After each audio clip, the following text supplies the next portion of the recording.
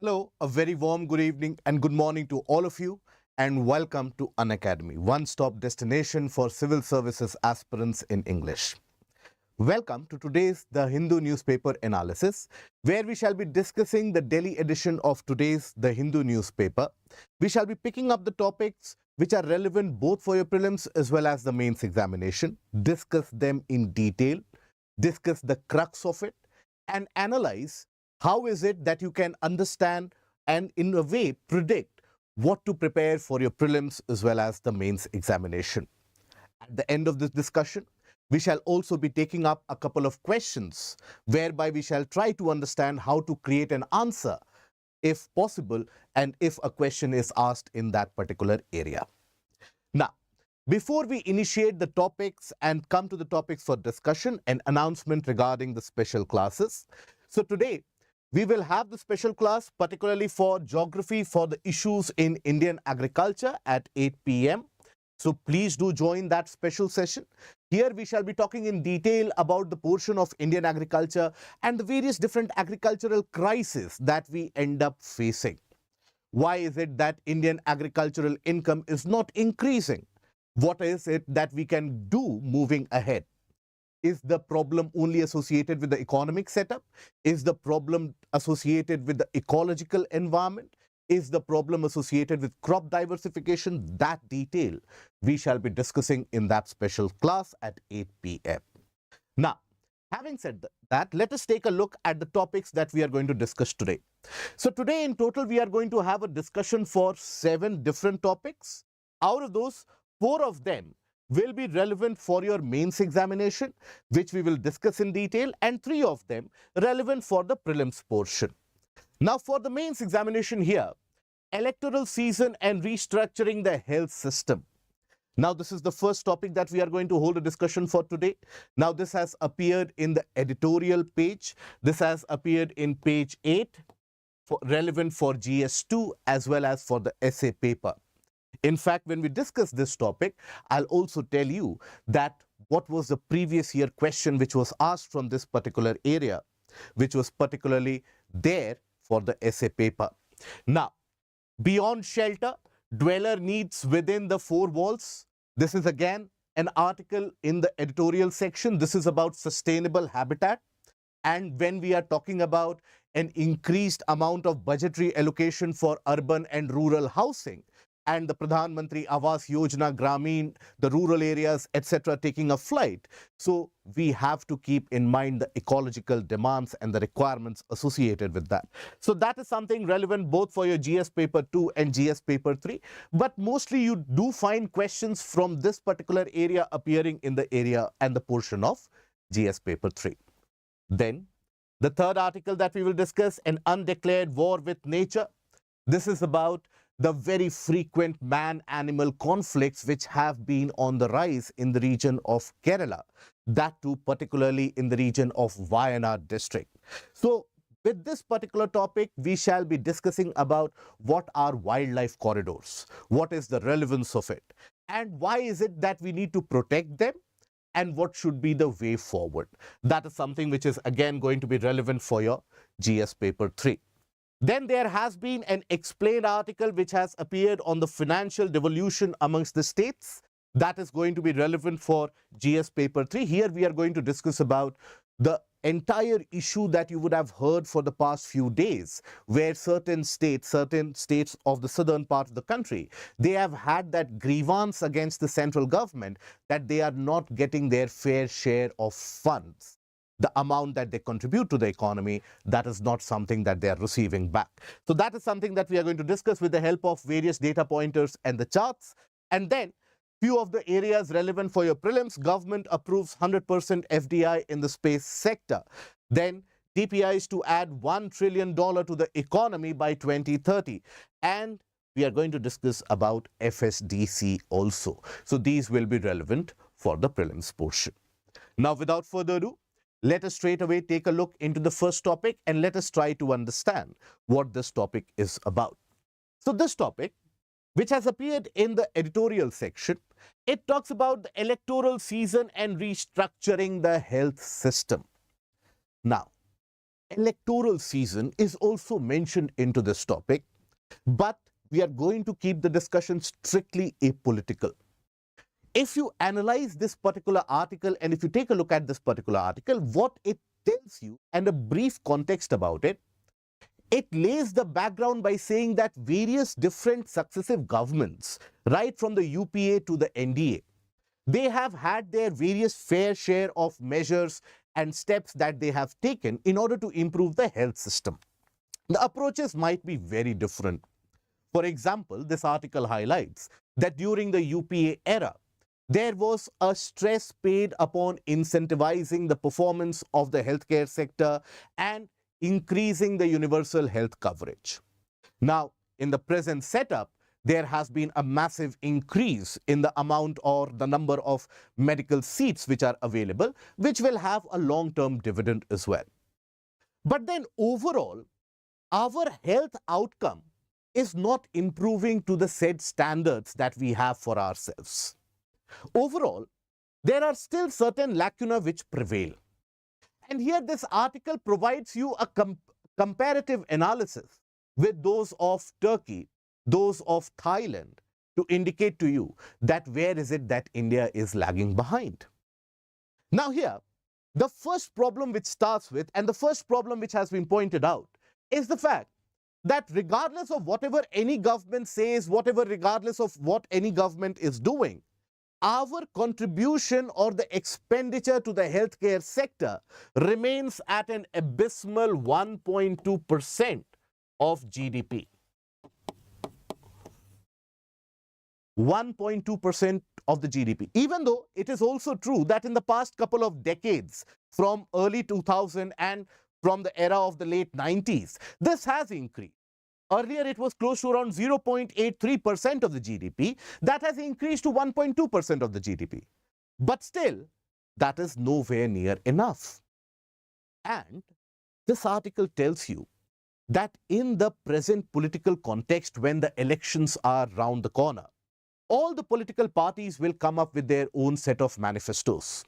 And it is here that we as a citizen, we need to be very well aware and we need to be significantly demanding in terms of what we require of our healthcare system. What do we expect as an outcome of the healthcare setup?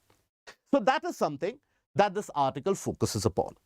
Now, before we move and dive deep into the issues plaguing the healthcare setup, which are many, here, first of all, let us take a look at the comparative analysis that this article poses in front of you. And this analysis is something which is worth noting, by the way. Look at this particular chart and you will find some figures which are quite intriguing. There is improvement that India has also shown, and this covers the time period of 2 decades, from 2000 to 2020. In these 2 decades, India has also shown its fair share of improvement. But then there are other countries which have improved more massively. Let us take a look. So, for example, let us take the look at the first parameter or the first metric, that is IMR, infant mortality rates, right? Per 1,000 births, IMR for Turkey. Take a look at Turkey. Now, in 2000, Turkey had an IMR of around 31. That has been reduced to 8.1 in 2 decades. Thailand had an IMR of 18.7. That has been reduced to 7.4. India had an IMR of 66.7. That has been reduced to 27. So here some of you might argue that, look, amongst all the 3 countries, the largest reduction, if it is shown by any country, it is by India. Turkey and Thailand, they did not have that large an improvement as compared to what India has shown. But that is not the true picture. Because if, let's suppose, your IMR is at 10 and reducing it further to 8 or 7 or 6, that will require a greater effort, isn't it? In a similar analogy, for example, let's suppose if you talk about 2 students, one student is securing 92%, another student is securing 45%. Now, for the other student, the second student, from 45% taking a jump to 80% or 85%, that might be an easier task. But for the first student who is already at 92%, for that individual to secure a similar kind of an improvement will be almost very difficult and impossible, isn't it? Going from 92% to 97% is much more harder as compared to 45 to 80, isn't it? So that is why if the figures are lower, if let's suppose your IMR is 8.1 or 7.4, reducing it further is very, very difficult. For India, we are staring at a large figure. That means the scope of improvement and the scope for improvement is huge. Now, the MMR, the maternal mortality rate per 1 lakh births. Now, this IMR and MMR, by the way, just don't look at these figures. These are representative of the larger lacunae which plague the healthcare system. How? So, infant mortality or maternal mortality. Why do these things happen? These things oftentimes happen because of lack of proper care at the time of the childbirth, lack of institutional care or hospitalization, lack of proper medicine, and all of this is reflective of very poor primary healthcare centers and healthcare system. So, when you have a poor figure in IMR and MMR, that tells you that the primary healthcare is significantly suffering. Now here, for the MMR, Turkey has reduced it from 42 to 17, Thailand from 43 to 27. Look at the figure for India. It was earlier 370. We have reduced it to 103.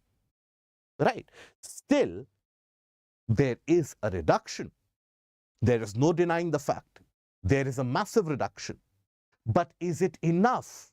Absolutely not. If we go by this pace to reach these figures, and we are talking about Turkey and Thailand here, guys. We are not talking about the advanced economies of the world. We are not talking about those economies or those countries of the world which do particularly well in social parameters. These are the contemporary nations. So even to reach the level of our contemporary nations, we might consume many decades altogether, isn't it? What we need is rapid and accelerated change in the healthcare setup. Now, take a look at another important factor, which is directly responsible for impoverishment of the rural households. World Health Organization has been releasing various reports, which eventually tells you that one of the leading causes of rural impoverishment is the amount of household expenditure, out-of-pocket expenditure that an individual has to make for healthcare. Now, when you talk about small-scale families, or let's suppose those people lying below the average income level, now there, the out-of-pocket expenditure means there is curtailment in other form of discretionary expenditure for the economic setup. Maybe you won't buy any equipment, or maybe you won't spend on moving somewhere, etc. You will curtail your normal demands. And in a country where we have a very large rural population with lower per capita income, that means the entire demand setup in the economy, that takes a hit. So here, the household expenditure, when you talk about it, so look at it. In Turkey also it has reduced. In Thailand also it has reduced. In India, it is still a whopping 53.3%. 53.3% of the household expenditure, if it is made on healthcare. That tells you that the system, the welfare state, which has been set up, the state and the center, both of them, that welfareism is not working to the level that it should. And that is a cause of concern, my dear friends. Now, the most important figure, other than this is the other chart that you need to have in mind. These are the charts that you quote in the essay paper. to secure more marks. These are the figures that you even have to quote in answer writing to authenticate your answer. And this is the expenditure on health as a percentage of GDP. Look at it. Where does our number stand? At 1.08% of the GDP. Slightly increases, sometimes slightly decreases. On an average, around 1 to 1.2% is our overall expenditure on GDP. Look at the contemporary nations, what they are doing. 3.64 and 3%. Fair enough, their GDP is also small, but so is the size of the country, isn't it? So that is where these two figures, by the way, again I will reiterate, household expenditure and the expenditure as a percentage of GDP on healthcare, these are the 2 points that you need to understand, gulp down for the examination purposes. But this tells you a larger issue. The healthcare system is underfunded. And if the funding is less, let's suppose for any project, for any outcome, if the funding is less, to get the desired efficiency out of it, that funding has to go into the absolutely right areas. Otherwise, you are providing less money also. That money that you are providing is inefficient as well. Then the outcome will always be below par. So let us now basically wring out the entire topic and let us have a crux to understand the issues which are actually plaguing the healthcare system and setup in our country. So there are various different issues that you have to confront with. First of all, constrained budgetary allocation, roughly around 1.2%. 1 to 1.2% of the GDP is the overall budgetary allocation. That is nowhere near enough. And understand, even when you allocate the budget for the healthcare setup, you have various different levels of healthcare system, isn't it? The primary healthcare system, the secondary healthcare system, and the tertiary healthcare setup. Now, it is that tertiary healthcare setup where majority of the funding is going. But almost 95% of the major healthcare issues or problems can be solved at the ground level itself if our primary healthcare setup is to the point. Primary healthcare setup means the first point of contact that an individual at a district level, at a taluka level, at a village level, at a block level, when they approach the healthcare system in their surrounding, that first point of contact, that is what is reflective of it. Okay? Now here, lack of significant reforms to restructure the system, poor state of primary healthcare center, lack of cleanliness, lack of enough infrastructure, lack of devices. And when I say infrastructure, it is not only about the buildings that you see. It is about many of the times nowadays, another major problem that the healthcare system is facing is that due to lack of cleanliness, these healthcare systems and these healthcare setups, they become centers for origin of various different diseases. Various different hospital-borne diseases, they start spreading. And the microbes which germinate here, they are resistant to the antibodies and the antibiotics as well. So those kind of microbes can lead to further destruction in your own interior health. So that is why you have lack of proper water supply, lack of proper electricity. Even if the infrastructure is there, the medical practitioners are not there. Sometimes the medical practitioners are there, the devices are not there, the equipments are not there. For basic testing, you need to go somewhere far away, and that is a significant time elapsed in which the infant or the mother, for them, it becomes already too late. So that is why that poor state of the primary healthcare system is a thing that we have to notice about. Now, attention being paid to the tertiary care, but that tertiary care already is out of bounds for many people, right? The super specialty ones. The super specialty ones, people go there as sometimes as a way of ultimate recourse. But it is the primary healthcare center where the people will knock the door for even the minor ailments which can eventually turn into a larger disease. But if taken care at the grassroots, these issues won't emerge. Then, abysmal doctor-to-patient ratio. The number of doctors and medical practitioners that we have is actually very less. Now, the doctor-to-patient ratio in certain regions such as northeastern and northwestern part of Bihar, certain parts of eastern UP, certain parts of Odisha, they are very, very low. Certain parts of West Bengal as well, very, very low. Now, in Bihar, for example, you will find that you have the doctor-to-patient ratio in the whopping tune of 1:20,000.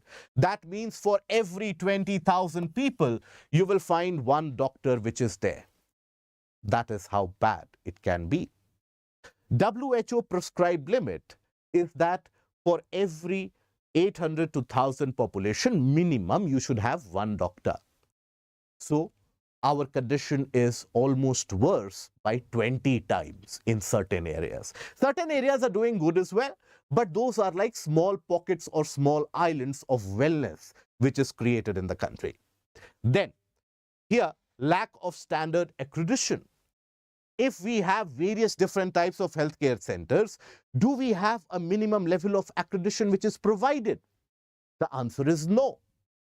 Not all of them have the uniformity in terms of what are the types of various wards, services, beds, etc. The various different types of equipments which are required. We don't have that standard operating procedure. And that ad hocism leads to lack of accountability. Think about it. You have set up 5 different hospitals. Now, if you don't maintain the minimum standard in each one of them and the minimum standard that you prescribe in each one of them, it will be very easy to escape accountability, to say that, okay, in the first 2 that is not required, in the second 2 we had this, so we put this equipment, and in the rest of them the equipment is not even required. That ad hocism, always remember that while it is true that one size fits all is not always the perfect solution, but ad hocism leads to lack of transparency and, more dangerously, lack of accountability. Okay? Then, the service model that we have for the healthcare setup. What is the service model that we have? We basically are nowadays, if you observe the government providing and focusing upon the healthcare setup, the government is purchasing the services from the private sector. And after purchasing the services from the private sector, providing it at an incentivized rate and subsidized rate to the normal public. Now, it is in this case that it has been found that many of the private sector players, they are hiking up and jacking up the prices to extract as much as they can from the government. So that is where the problem also lies, that private sector is not your ultimate rescuer, because private sector will have the profit motive. If the private sector sees that the government setup is incapable at the state or the central level, the private sector will demand its own price. Something that you see playing out even in richer countries like the US, where the healthcare costs are so very high that unless and until you have an insurance, you won't be able to afford to enter into the hospital. We cannot let that happen in a country like India, where the larger proportion of the public lives at very low per capita income. So for that, what is required? Development and increase in capacity standard of the government. Okay? Now, what is the way forward? The issues are well understood and granted. What is the way forward? First of all, changing the curriculum. As the article has suggested, that this curriculum of the medical setup in our country, that needs to go for a change, and that has been raised multiple times earlier by the Mudaliar Commission in 1959 as well, where it has been advised for the doctors to work as teams and groups, and then these doctors to be deployed at the rural areas.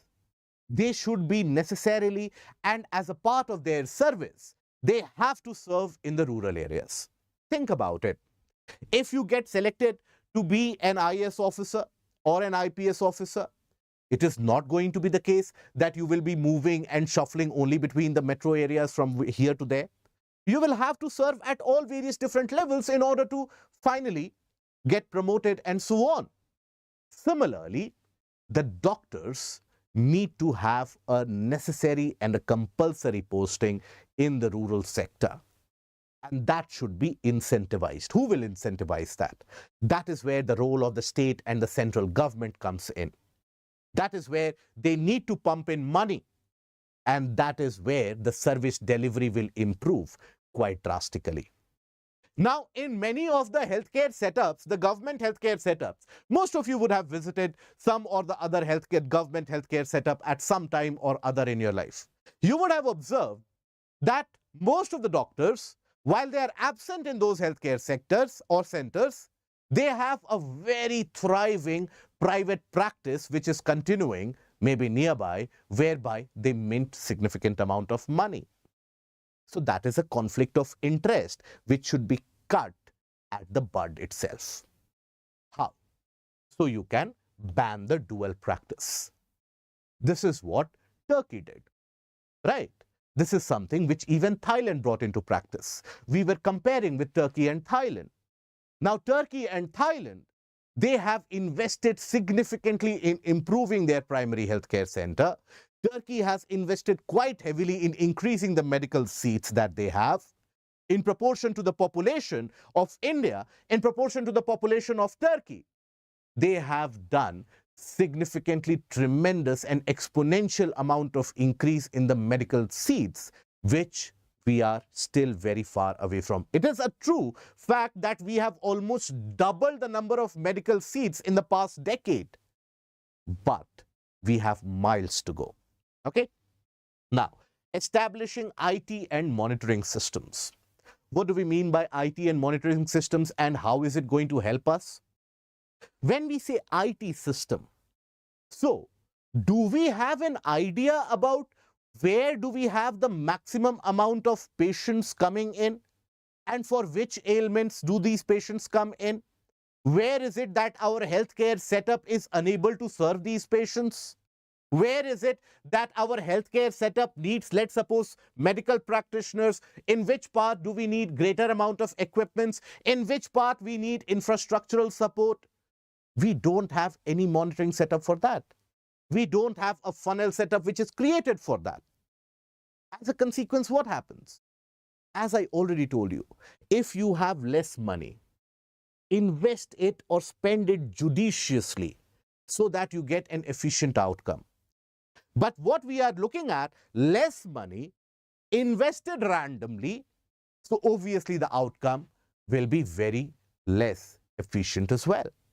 So this IT and monitoring system will guide the investments.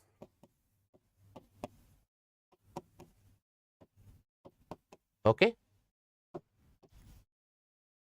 Where to put in and pump in that money, in which area, and will help us gain a real-time monitoring system and setup to monitor the functioning and lack of efficiency in the healthcare.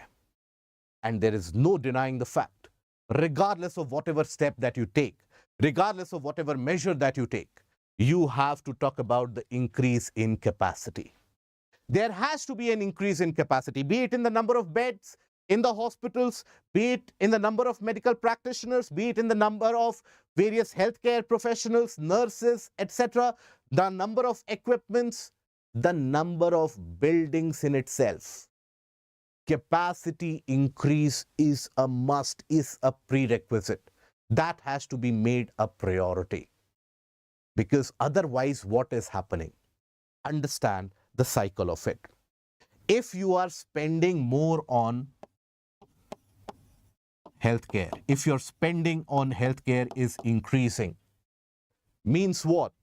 Your discretionary fund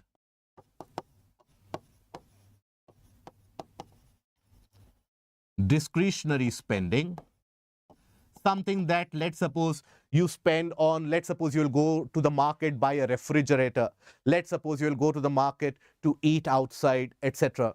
Now those spendings you will curtail, that discretionary spending will be curtailed.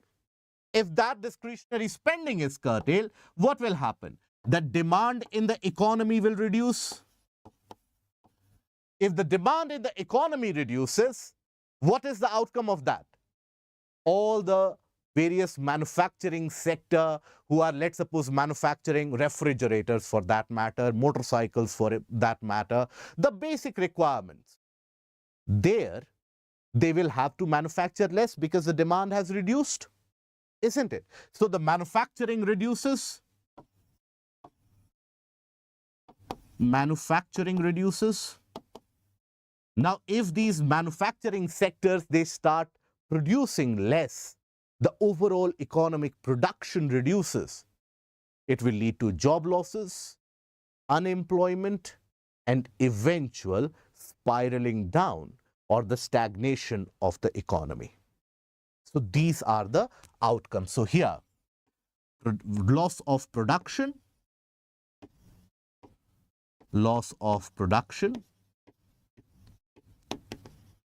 and due to that loss of production, you have job loss and eventual impact on GDP.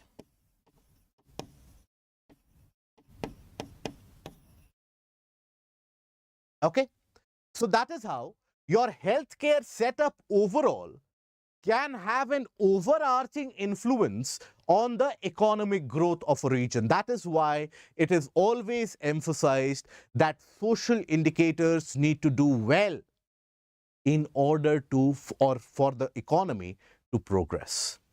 Now, based upon this, an essay question was asked in UPSC mains examination in 2019, where the essay question was that the state of education and healthcare in India are the reasons for its poverty. Roughly around these lines.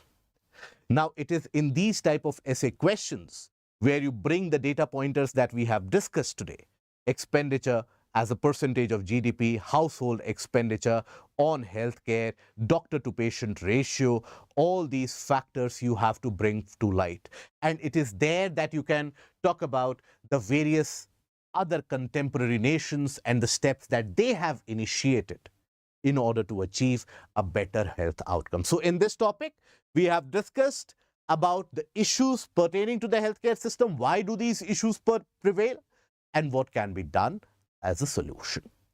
Now, after that, we move to the second topic, which has also appeared in the editorial page itself. And that second topic talks about sustainability when it comes to housing. So here, beyond shelter, dweller needs within the four walls. This is relevant for both your GS paper 2 as well as for your GS paper 3. Now, what is this article about? So this article starts with the premise that the budgetary allocation which has been made for the housing for the poor, housing for all programs under the Pradhan Mantri Awas Yojana, that budgetary allocation has increased. The number of houses being constructed, that has also been increasing.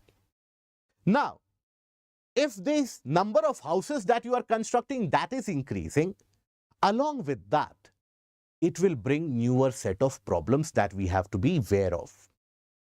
So, what are those problems? First of all, when you are building houses in the terms of lakhs and crores, which have been constructed in the past few years, you have significantly large bulk of houses which have been constructed. And presently we require and we are in the need of much more and many more such houses to be constructed, because still we have a substantial amount of population who don't have housing for them. Affordable housing is still a distant dream for a very large section of population. So this program, if at all, needs to be scaled up and will be scaled up. So that is why you will observe that the government comes up with the various different challenges. For example, the government had come up with the Global Housing Technology Challenge. Right. Now, all of this is to do what? To bring forward ideas. Ideas for the construction of lighthouse projects. Lighthouse, not the lighthouse that you see on the sea. Right. This is lighter houses, which are not heavy, which are very easy to construct, which you can construct at a very, very fast pace. Because when you are constructing houses in the number of crores, you cannot take 5 years to construct one house out there. You need to do it quick, you need to do it fast, and you need to be able to scale it up.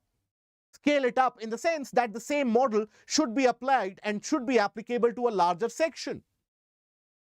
This is where an interesting technology has been picked up and has been gaining grounds, particularly in the metropolitan areas such as Delhi, Mumbai, Bangalore, Hyderabad, and so on.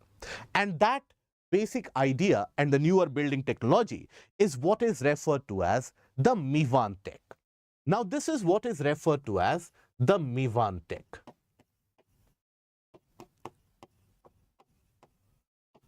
And understand this very brief. This is a Malaysian technology basically.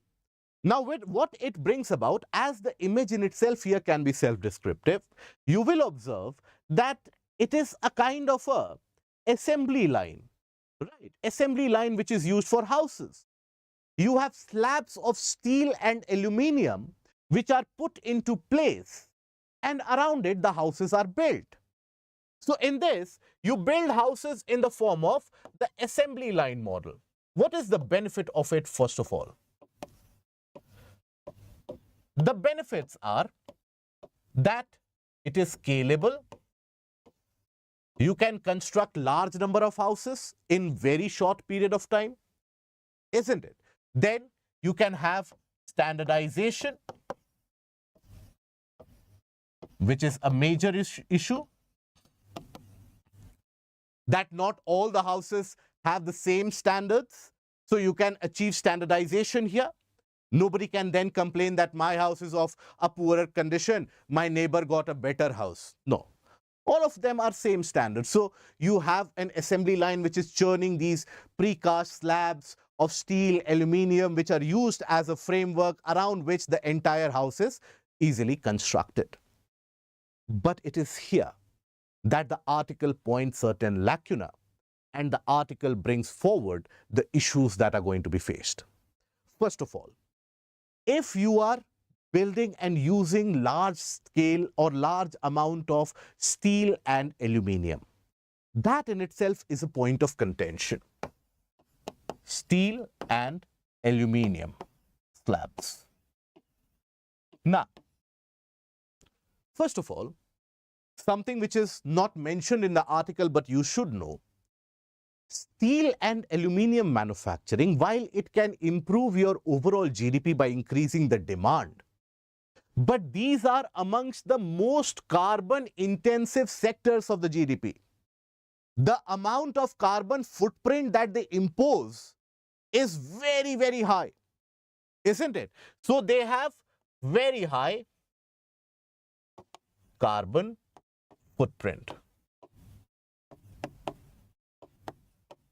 Means, in simplest of terms, to produce steel, to produce aluminium through the entire process of smelting and purification eventually, the amount of greenhouse gas emission which does happen, that is at a disastrous level. So as a result of that, at least in the present technological setup, if you have advanced technology, fair enough, but we don't possess that advanced technology in larger amounts. So as a result of that, you will eventually, and we all will eventually experience high amount of warming in the process. That warming can in itself be damaging, right?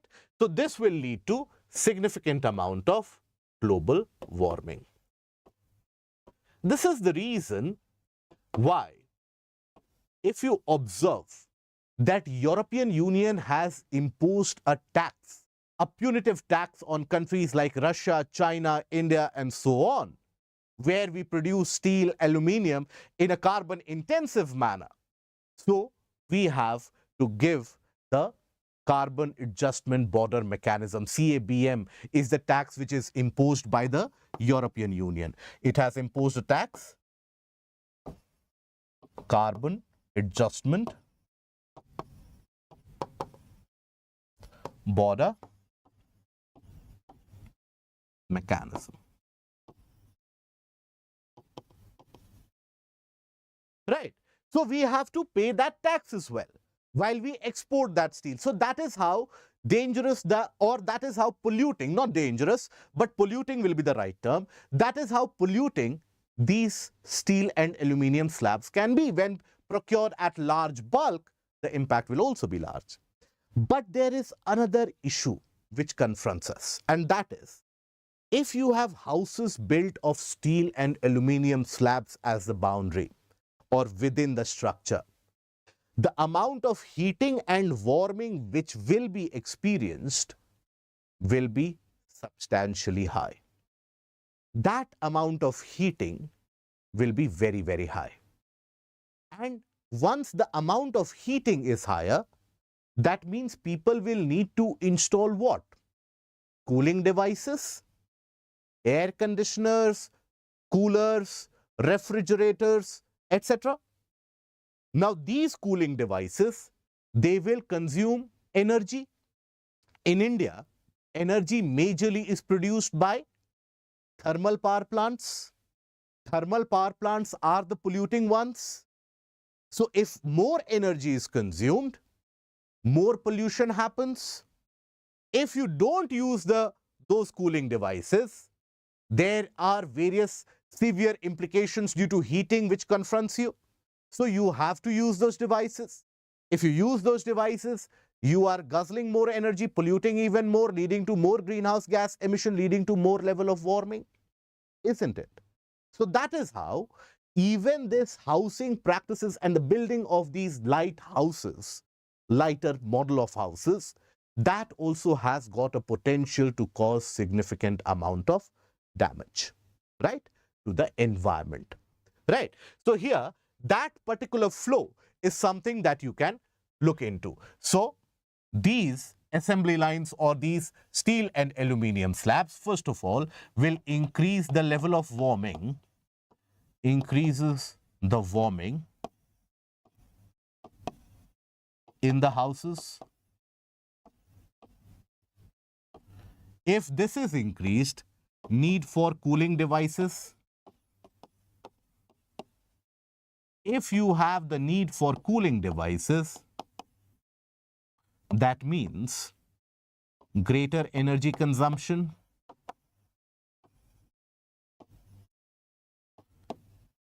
Greater energy consumption means, first of all, lack of energy security in itself is a major cause of concern, but other than that, greater emissions. And this is other than the emission that these cooling devices also cause. They also directly lead to some emissions. Right. Just to give you an idea, of all the buildings and the entirety of the building sector that we have, 75% of the energy consumption is by the residential units. If this increases, think about the overall emission level. Now, as a country, we have provided some commitments at the global level as a part of our Panchamrit promise. We have committed to reduce the intensity, carbon intensity in the GDP by 45%. So first of all, utility and greater utilization of these in the houses, that will not help us achieve that. Secondly, to reduce the overall emissions, we also have a target. So this also will defy this.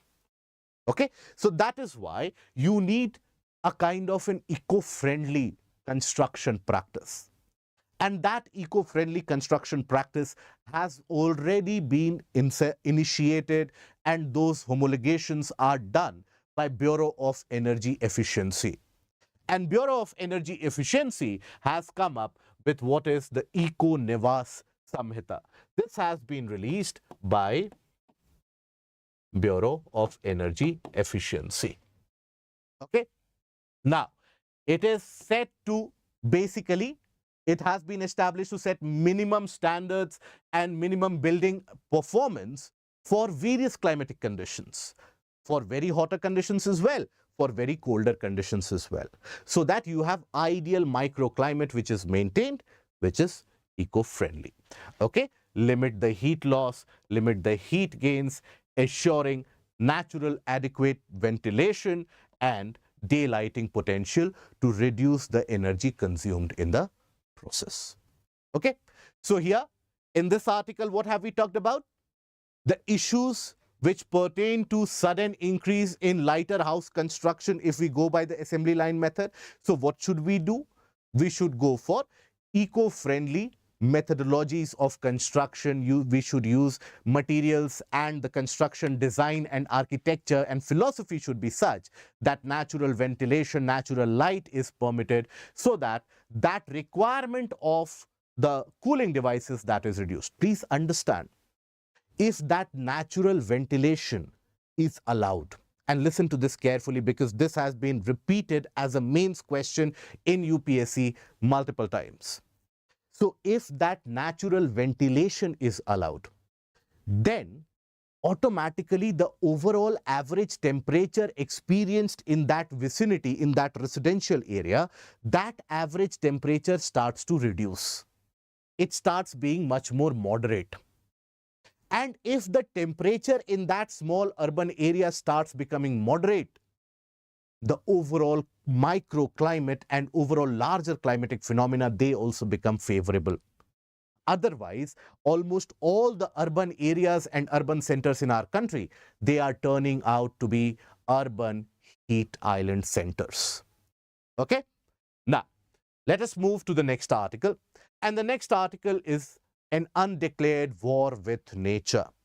This talks about very frequent man-animal conflicts which have been on the rise in the region of Kerala, particularly around the Wayanad district. That is what this article is focusing. But with the help of this article, we shall pick up the larger issue where the man-animal conflict is becoming problematic. So here, when we say man-animal conflict, why does it happen? Is it because the animals are interested to live in our houses? Is it because animals are interested to eat what we eat and what we consume? Absolutely not. In simplest of the terms, it is because we have encroached in their lands. We have encroached in their habitat. Now, in the very short past period, you have had such frequent amount of deaths caused due to the trampling by the elephants, etc., that it is a major point of concern. Now, this article points out that this is just the tip of the iceberg.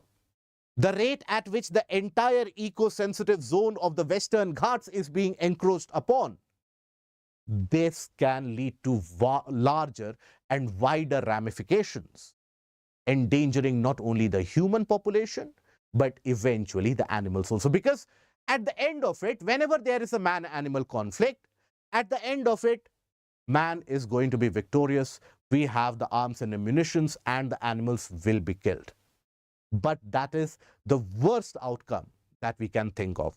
So here, this issue which is happening particularly in the region of Kerala is happening because there is a significant encroachment in the elephant corridors. Elephant corridors, just like the tiger corridors, they form a subset of the larger wildlife corridor system. Now, what are these wildlife corridors? So basically, when you observe any natural habitat, right?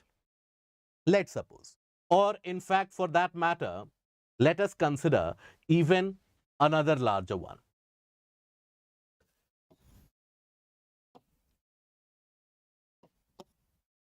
Let us consider that an organ or a species like a tiger or an elephant, they are occupying this entire land. Now, if there is encroachment here in this particular portion, let's suppose you have human settlements which have come in. Let's suppose there are human settlements which have come in here also.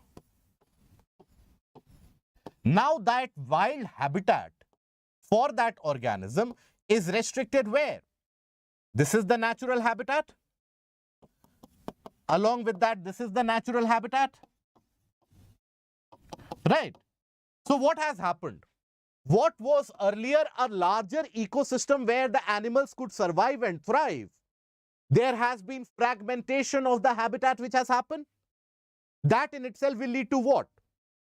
Due to that fragmentation of habitat, you have lesser space. You have fragmentation of habitat.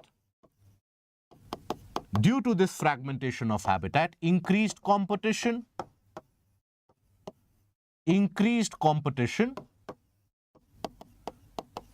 and lack of resources. If you have the increased competition and lack of resources, means what? You will face loss of biodiversity. This is a direct consequence. The habitats have been fragmented. But observe here, this particular area of natural habitat is connected with this area of natural habitat by a narrow corridor.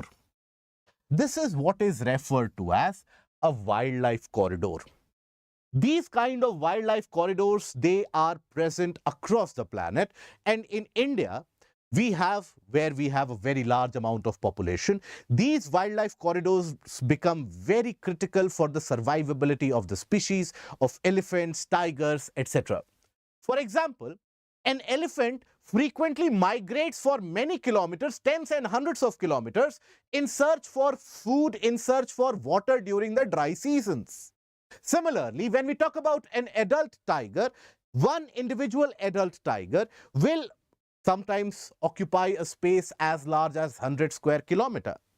They need the prey. And for that, if the habitat is fragmented, they use these wildlife corridors to move from one region to another. Now, these wildlife corridors thereby become very critical for the survivability of the species. Now, what is happening in regions such as Kerala, particularly around the area of Wayanad, also in regions of Karnataka and Tamil Nadu, due to tourism, due to agricultural practices, due to reclamation of forest land, due to monoculture such as tea and coffee plantation, there is an encroachment which is happening across these corridors. So if you encroach these corridors, let's suppose in these corridors you have encroached. You have set up coffee plantations. You have set up hutments. So where will the species go? They will come there in search for food. And that is where the man-animal conflict germinates. And that is where people get trampled to death. Eventually, animals are also killed in the process. Right? So that is the wildlife corridor system being threatened. Now, if you take a look at the overall issue why the biodiversity in that area or the animals in the region around Kerala, Karnataka, Tamil Nadu, they are facing a larger existential crisis. If you compile those issues can be thought to be, first of all, diversion of forest land and natural topographical landscape for agricultural practices. Now think about it.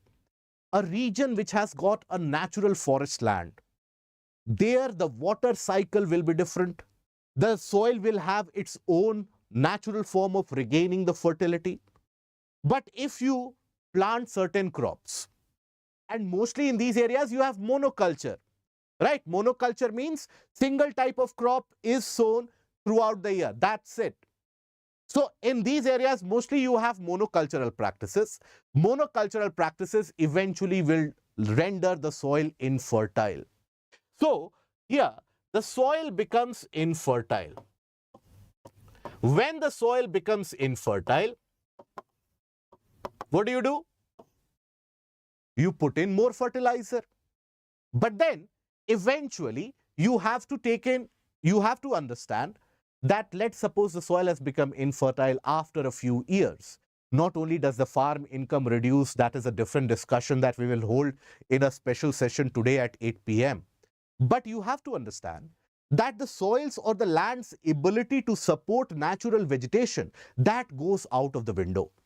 The region starts becoming drier. And in the context where you have excessive tourism, invasive species of plants, etc., they also get introduced into the system. And these invasive species, they mean lack of availability of food for the various herbivores, for the elephants, and so on. So that is, again, a major issue which is faced in these areas.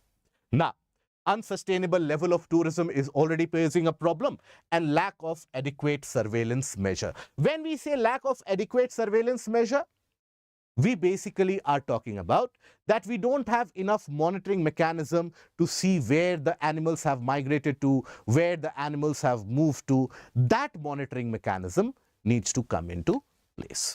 Okay, so here what have we studied? In this article, we have studied about why the animals or the biodiversity is facing issue. Secondly, what are wildlife corridors, elephant corridors? Why these corridors become a zone of man-animal conflict? What is fragmentation of habitat? How is it that diversion of land, forest land, or other natural landscape for monocultural practices, how that can deteriorate the condition of the land, okay, and the condition of biodiversity. Now, after that, we come to the next detailed article, the last of the detailed article, that is on financial devolution among states. This is relevant for your GS paper 3. Now, this article has been presented in the backdrop that there has been significant amount of clamor call raised by certain states of southern part of the country, opposition rule states which are there, as the article points out.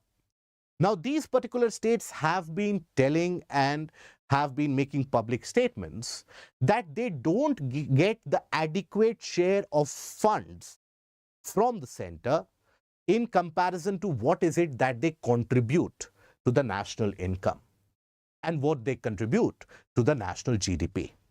So there is a kind of a grievance which they have had for some period of time. Now here, this article basically talks about few things and few parameters in the form of the data pointers as well. First of all, that how is it that the funds are given? Is it just a discretionary measure out there that somebody sitting at the central level will take a decision that, okay, this has got to get some funds, that has got to get some funds, etc.? No.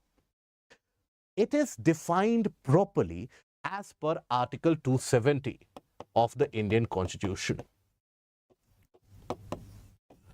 Article 270 of the Indian Constitution discusses and talks about that devolution of fund between the center and the states. That can be relevant for your prelims. But what share, what proportion of funds need to be given, that is largely and mostly decided by the setting up of the Finance Commission. And that Finance Commission, its setting up is decided, is dictated as per the Article 280.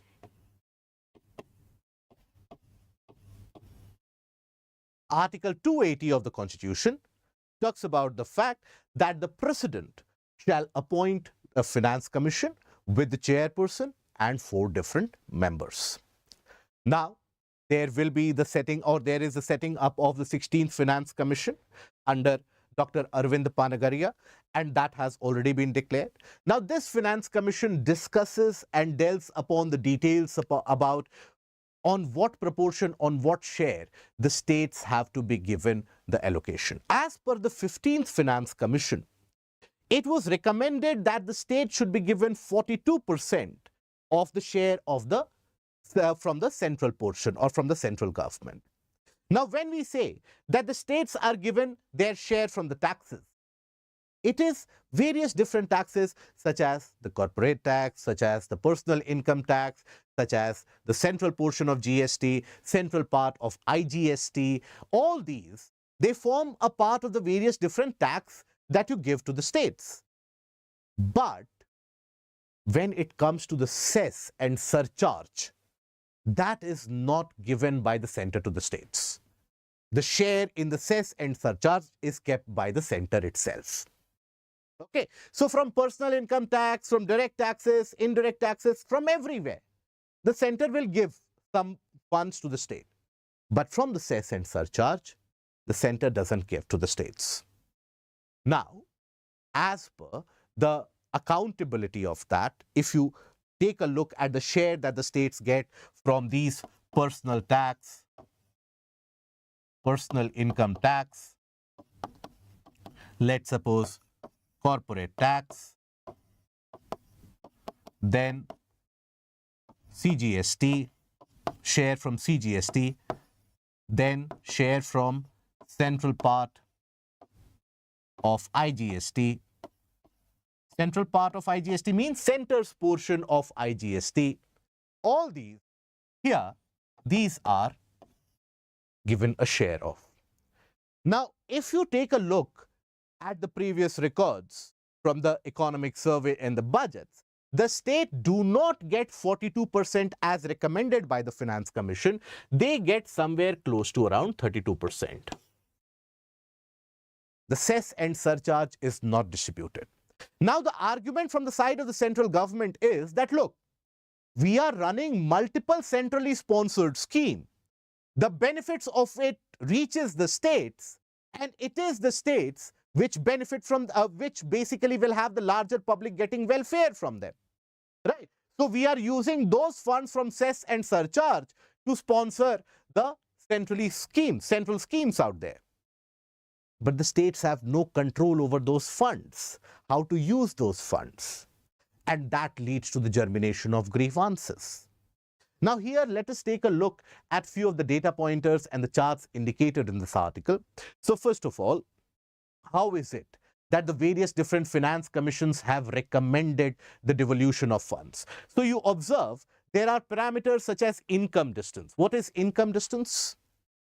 How far you are from the highest per capita income which is present. A state like Bihar, for example, which is significantly lagging behind in per capita income, will get more share. A state like Tamil Nadu, which is doing comparatively well in terms of per capita income, or let's suppose Karnataka, they will get comparatively less, right? So that is, on that basis, 15th Finance Commission had recommended 45% of the funds that you are giving to the state, 45% needs to be given on the basis of the income distance. Now, on the basis of population, earlier 1971 census was used in order to encourage limited population growth. So here, 15th Finance Commission adopted the 2011 census for the devolution of the funds. Then after that, the area of the state, based upon that 15%. Then after that, forest and ecology to improve the dense forest cover, 10%. Then after that, you will observe demographic performance. What is this demographic performance? Performance of the state in controlling the total fertility rate, reproduction rate, that is. The performance of the state in terms of efficiency and increasing the efficiency when it comes to limiting the population growth. Okay, we cannot have the population growing endlessly. So that is the demographic performance. And then the tax effort. How much is it that the states have worked to limit the tax expenditure, or how much they have worked to increase the tax accrued? So this demarcates the efficiency of the state. Now, 15th Finance Commission, that basically told that 15% of the funds that we are giving to the states will be decided on the factor of that efficiency. Rest of them, because if the area is large, if the population is large, if let's suppose the state is poor, they will be needed to give more funds, right? This is where the grievance starts to arise from.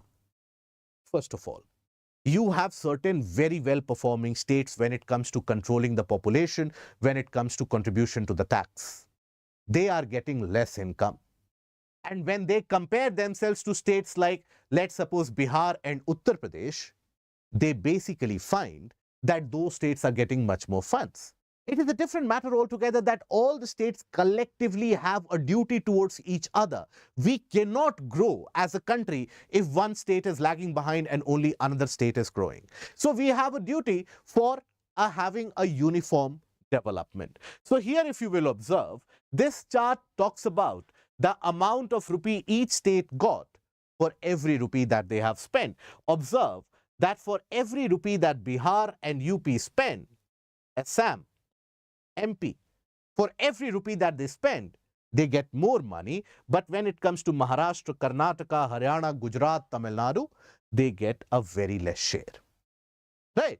So it is also a fact that majority of the larger corporations, organizations, they are headquartered in these states. So they will have a natural accrual of money and natural accrual of tax. So they have a greater contribution to the tax received as well. Right?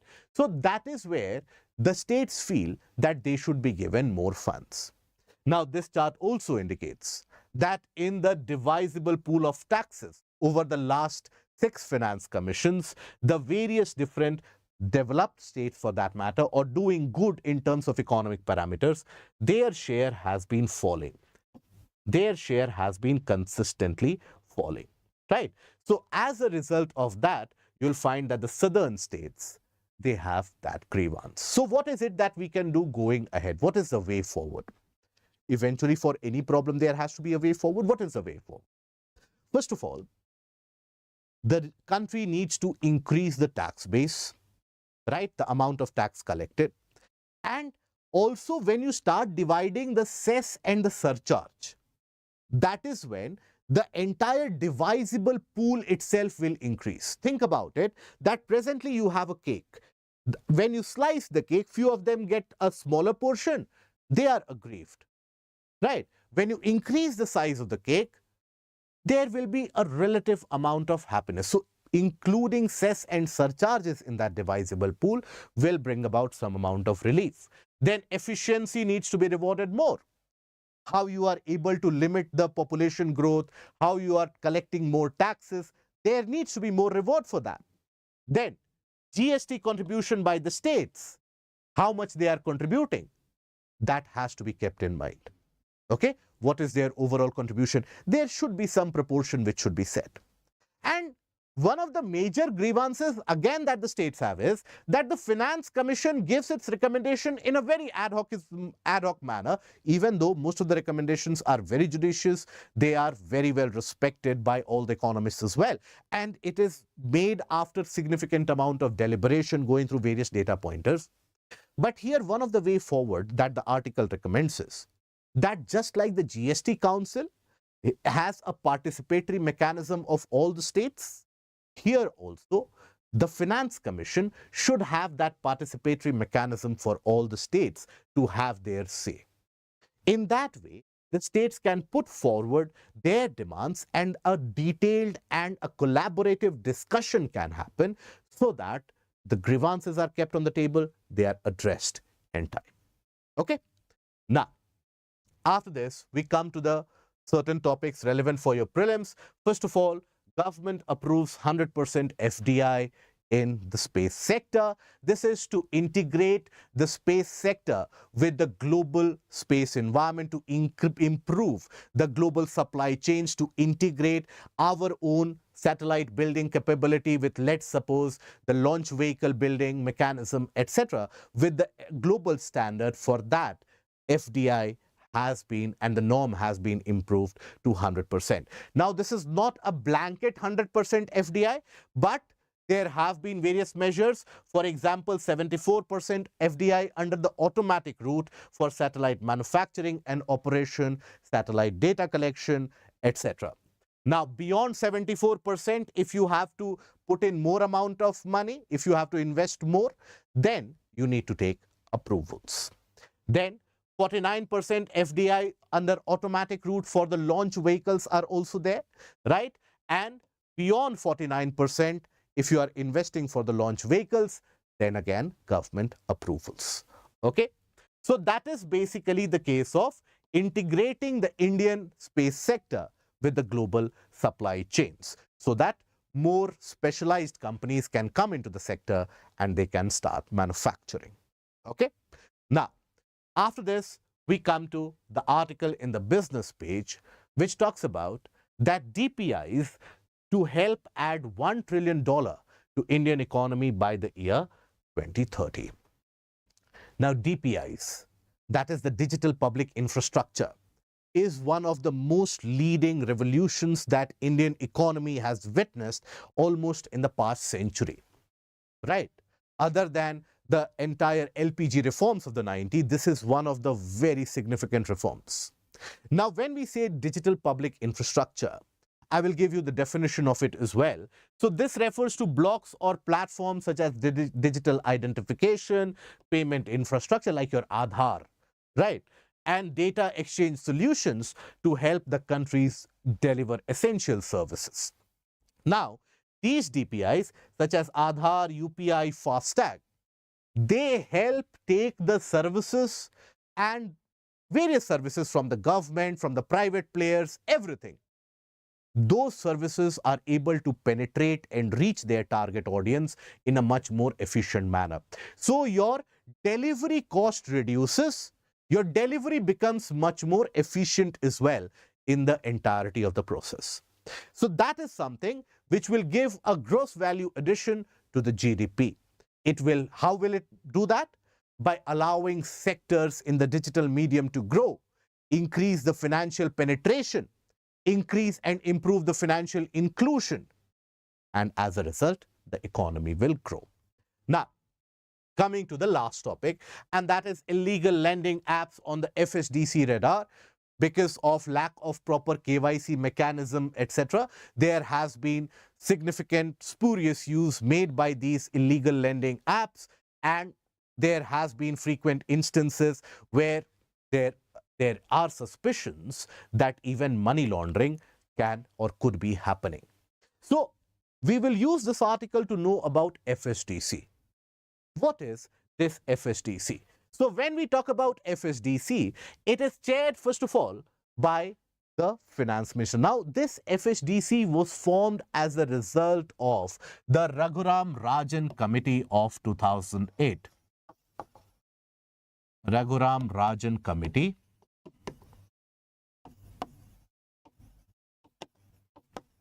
of 2008 for financial stability.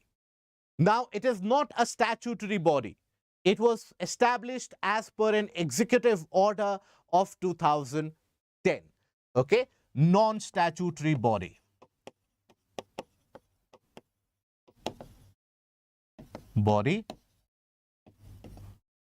Okay? Established in 2010 by statutory or rather executive order. Okay. Now this is to ensure that there is stability in the financial system. UPSC has already asked a question about this in the prelims previously. Now here it is chaired by the Finance Minister, and the members include all the various finance sector regulators from RBI, SEBI, PFRDA, IRDA, the Finance Secretary. All of them are basically the members. And here in 2018, the government reconstituted the FSDC to include the Minister of States for the Department of Economic Affairs, to make it much more wider, Department of Electronics and Information Technology, Chairperson of Insolvency and Bankruptcy Board also, to look into the stability of the financial system. The subcommittee is headed by the RBI governor. So this is responsible for attaining the stability in the financial system. Okay, so that marks the end of topics that we were discussing for today. Let us take a look at the practice question. Discuss the issues plaguing the healthcare sector in India.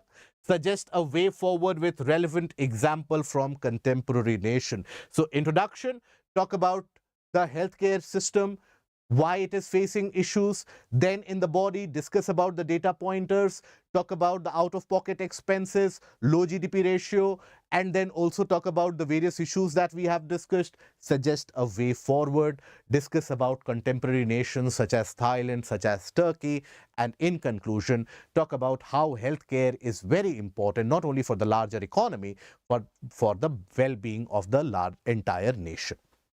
Now, with man-animal conflicts on the rise, protection of wildlife corridors are the panacea to the problems faced. So here in the introduction, talk about what do you mean by wildlife corridor. Then after that, draw a rough image about that corridor, right? Talk about that dangers that the wildlife species are facing and how if you conserve these wildlife corridors, that can mean an ultimate solution. That's it. I would suggest to you to do write these answers, practice writing it. Slowly and steadily is how you improve. So that is where we will end the session here. Do join us at 8 p.m. for the special class on the app where we will be discussing about the issues in Indian agriculture. And if you have liked the content of the video, please don't forget to click on the like, share and the subscribe button. Till we meet again tomorrow, take care of yourself. Goodbye. Thank you.